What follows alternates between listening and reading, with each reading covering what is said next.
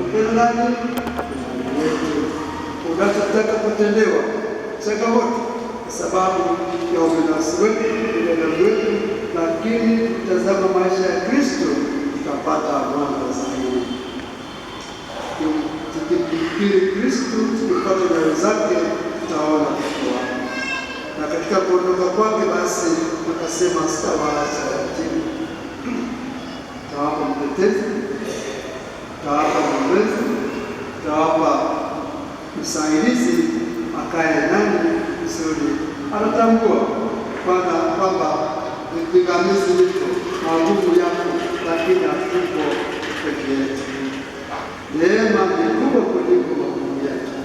Tunaposhikamana na Kristo, tuone ule ukuu wa Mungu kwamba neema inapita yale magumu ambayo tunakutana nayo. Anayenipenda atashika amri zangu, na sisi tutakuja kudhihirisha kwake. Kristo tumaini letu. Leo pia kama nilivyosema, ni sehemu mojawapo ya kupokea viapo vya wenzetu katika uongozi katika nyanja mbalimbali, tukianzia kwa familia zetu. Tunaarifa kwa Kristo ni kiongozi, basi sisi sote kama Wakristo tunakuwa tunaongozana, wengine mstari wa mbele, wengine huku na huku, lakini sote tunakuwa pamoja kama vidole vilivyo kwa ngazi mbalimbali, lakini yote tunafanya kazi moja. Mwili huu mzima, kila sehemu ina kazi yake. Inaposhikamana pamoja, tunajenga kanisa, tunajenga mwili wa Kristo. Kwa hiyo viongozi wetu tunapowapokea leo, tunawaadhimisha na kuwaombea kwa mstari wa mbele. Na katika kiapo ni kuishi kiapo katika kitu kama nadhiri ya agano, kwamba tatumikia nafasi hii ambayo tumechaguliwa, niipende, nitumikie, isiniangushe. Kama kuna ugumu, tunakwenda kwenye kazi mbalimbali kupeana hivi, kama kumarishana pia vingine, lakini yale makashimema. Na kwa ufupi,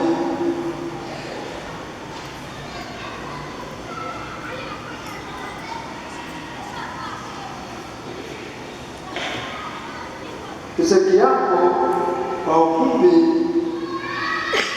kwa nafasi yako mwenyekiti, katibu, mtawazira, mtalinda, mtatetea na kuishi imani yetu ya kanisa moja takatifu Katoliki, na kama inafikiri kulingana wakati wa ubatizo wangu katika kanisa. Tutailinda imani yako, tutaitetea, kwanza ipende na kuiishi imani hiyo, na hapa kuwa nitatekeleza wajibu wangu kwa mujibu wa katiba ya Halmashauri ya Walei Katoliki Tanzania. Kuna mwongozo, nawezaje kuelewa?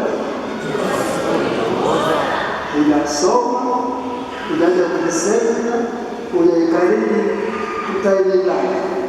Huwezi kupenda kitu ambacho ukifahamu.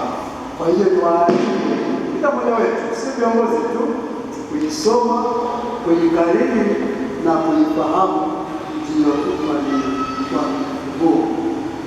Tutakuwa mtii na mwaminifu kwa kanisa na uongozi wa harakia wa kanisa.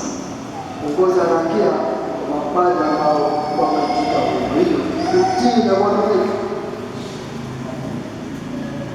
Nitalitumikia kanisa na wapendwa wake kwa bidii na uaminifu mkubwa, ikihakikisha kuwa natenda haki daima bila upendeleo.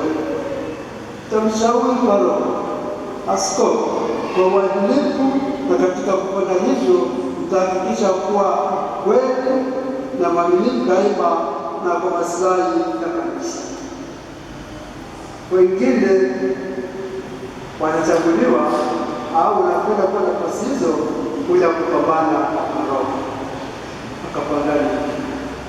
Tunapoteza leo. Mimi laana kutafuta hiyo. Hakuna kupambana. weke Kristo mbele na kufanya kazi yako na baraka hizo. Anamalizia, naahidi kuwa katika utumishi wangu kama kiongozi katika kanisa nitajitahidi kwa uwezo wangu wote kuwa mcha Mungu na mtu wa sala na ibada, ili nipate kwenda kuwa chumvi, chachu, mwanga na kioo kwa jamii inayoongoza.